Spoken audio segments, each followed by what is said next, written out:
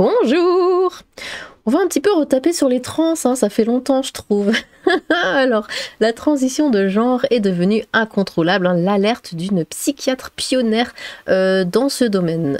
Si vous avez un petit peu suivi le délire hein, de transition, tout ça, pendant un temps, tout le monde était à fond et les gens se sont rendus compte que finalement ça crée plus de problèmes qu'autre chose. Du coup, il y a pas mal de pays qui ont commencé à faire marche arrière, quand d'autres foncent encore bien dans le mur.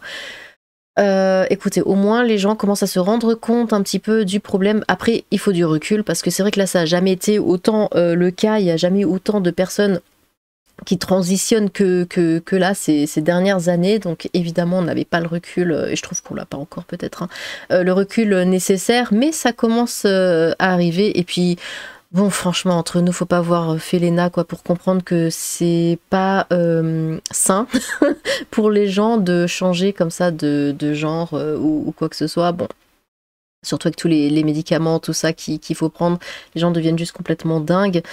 Écoutez, on va lire cet article ensemble. Donc, psychiatre en chef du département de psychiatrie pour adolescents hein, de l'hôpital universitaire de Tampere en Finlande, le docteur Ritakkertu Kaltiala, alerte sur le danger des traitements de changement de genre pour les mineurs. Hein, évidemment, on parle des mineurs, et ça, je comprends pas, je sais que je le dis à chaque fois, mais non, quand tu es mineur, tu ne changes pas de... Enfin, quand tu es mineur, tu n'as pas le droit de conduire, tu n'as pas le droit de fumer, de boire de l'alcool, tu n'as pas le droit... de voter, tu n'as même pas le droit de te tatouer. Pourquoi tu pourrais avoir le droit de changer de texte? T'as pas le droit de te tatouer, mais tu peux changer de texte. Ça n'a strictement aucun sens. Et les gens poussent encore, ils veulent, ils forcent.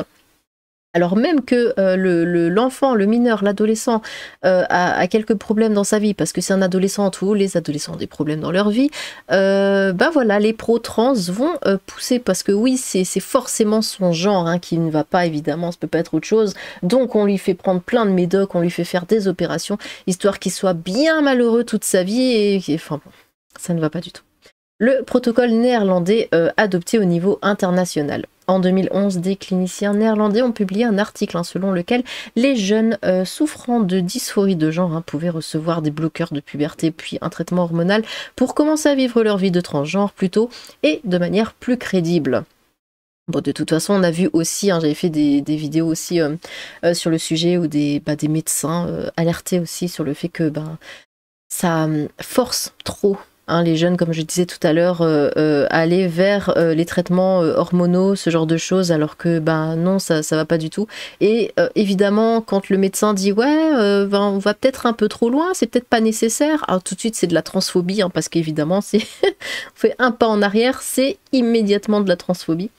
Ce protocole néerlandais basé sur une étude comprenant un petit nombre de jeunes, la plupart de textes masculins, est alors adopté au niveau international comme un traitement de référence. Le ministère des Affaires sociales et de la Santé finlandais suit le mouvement et crée un programme national sur le genre en pédiatrie. Le docteur Ritakkertu Kaltiala se voit alors confier la mise en place d'un service consacré au traitement de changement de genre pour les mineurs. Pionnière hein, dans ce domaine, elle a rencontré et évalué plus de 500 adolescents qui envisageaient un changement de genre. Malgré tout, je me posais de sérieuses questions à ce sujet. On nous disait d'intervenir dans des corps sains et fonctionnels, hein, simplement sur la base de sentiments hein, changeants d'une jeune personne à propos de son texte. Alors que on est beaucoup à être passé par là. Oui, je m'inclus parce que moi aussi, hein, je suis une fille, je suis une madame, je suis... voilà.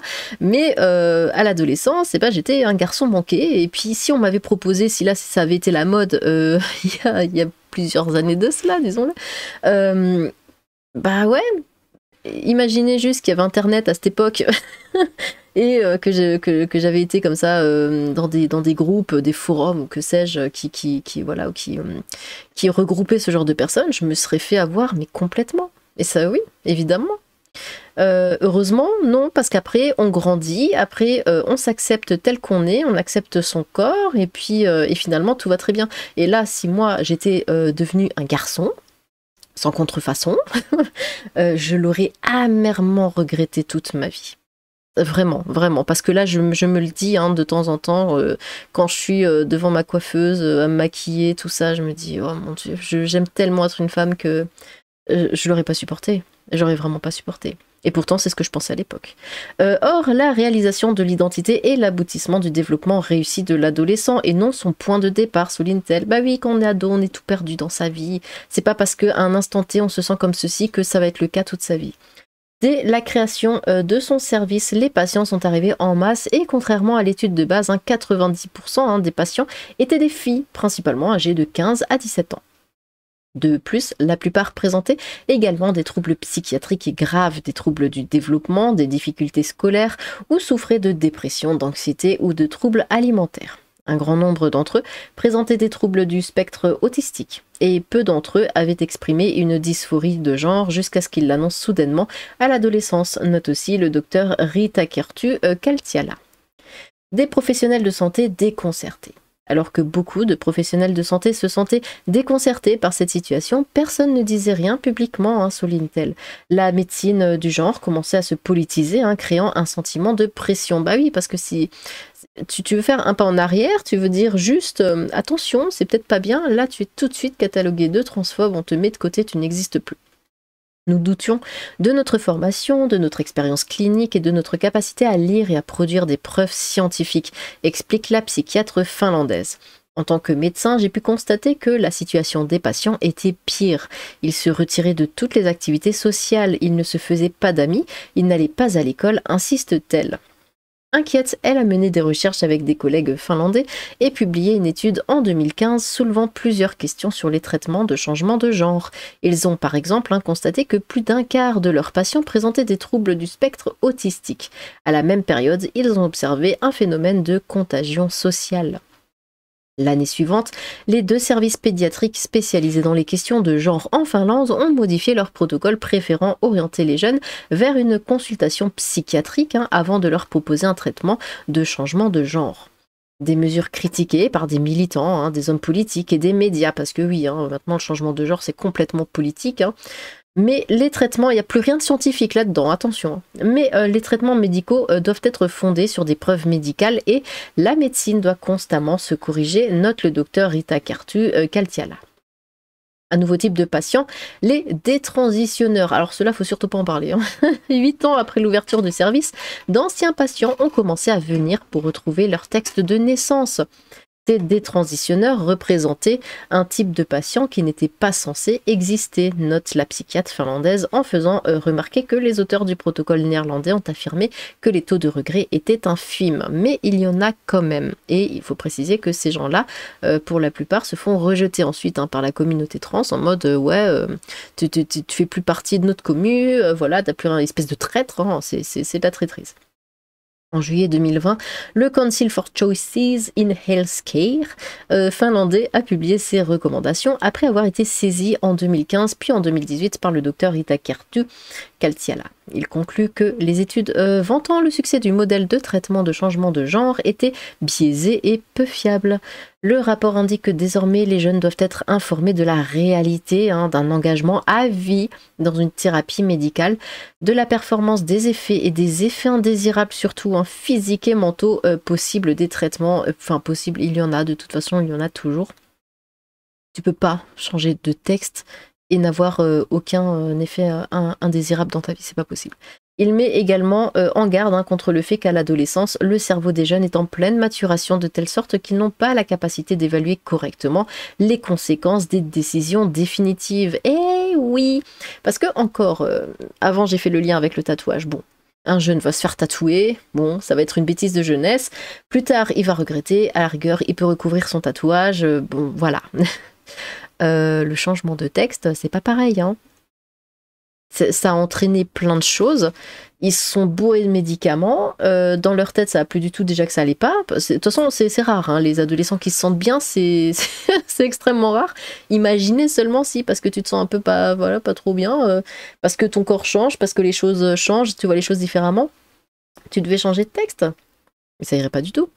Des dangers reconnus sauf aux États-Unis. Enfin, le COER reconnaît les dangers liés au traitement de changement de genre pour les mineurs souffrant de graves maladies mentales. Par conséquent, il conclut que ces traitements ne devraient être autorisés qu'à partir de l'âge adulte.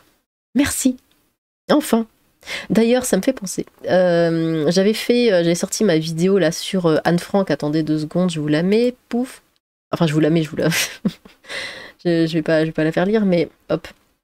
Et si j'avais sorti ma vidéo sur Anne Frank, sur la crèche, voilà, la crèche Anne Frank, hein, qui veulent débaptiser parce que oui, mais les enfants, gna gna gna, ils peuvent pas comprendre ça, l'histoire d'Anne Frank et tout. C'est quelqu'un qui l'a écrit dans les commentaires et c'est vrai que c'était assez intéressant. C'est oui, alors les enfants ne peuvent pas comprendre, hein, Anne Frank, donc faut enlever ça parce que ça leur va pas. Par contre, ils peuvent changer de texte, tout va très bien. L'hypocrisie, mesdames et messieurs. Des études similaires ont été menées au Royaume-Uni et en Suède. Cependant, aux États-Unis, l'Académie américaine de pédiatrie s'est montrée hostile à ces conclusions. Une position qui interroge Dr Rita Kartu-Katiala, qui se dit troublée par la façon dont les cliniciens spécialistes du genre avertissent régulièrement les parents américains que le risque de suicide est extrêmement élevé s'ils s'opposent à la transition de leur enfant. En effet, plusieurs recherches montrent qu'en réalité, le suicide est très rare. Ah oui, donc, ouais, ton gamin adolescent, il se sent pas bien, bah attention, il va se suicider, donc fais-lui changer de texte. Mais qu'est-ce que c'est que ça? Bon, après, c'est des Américains, faut pas trop leur en demander, mais... Alors que cette année, l'Endocrine Society of the US a réitéré son soutien au traitement hormonal de changement de genre pour les mineurs, le docteur... Oh, pourquoi il le répète 15 000 fois? Bon, le docteur Kaltiala a signé une lettre de réponse avec 20 experts de 9 pays. Toutes les analyses systématiques de données à ce jour, y compris celles publiées dans le journal... Attendez, je vais bien le dire, dans le Journal of the Endocrine, je sais pas, Society, ont conclu que les données relatives aux avantages des interventions hormonales sur la santé mentale des mineurs étaient peu ou très peu sûres, écrivent-ils. La transition de genre est devenue incontrôlable, dénonce le docteur Kaltiala. Bon, bah c'est bien, au moins ça ouvre les yeux un petit peu de temps en temps. De toute façon, il y aura toujours des gens pour nier, hein, parce que c'est l'image avant tout. Avant le bien-être des gens, des jeunes, avant la science, avant la médecine, c'est évidemment l'image, l'idéologie, la politique, tout ceci, qui n'a strictement rien à voir là-dedans, on est d'accord. Mais écoutez, hein, il va falloir qu'il y arrive, enfin qu'il se passe plein de drames avant qu'on décide que c'était peut-être pas une bonne idée. Bon, eh bien, dites-moi ce que vous avez pensé de cet article. N'hésitez pas à vous exprimer dans les commentaires. J'ai hâte de vous lire. Sur ce, tchou!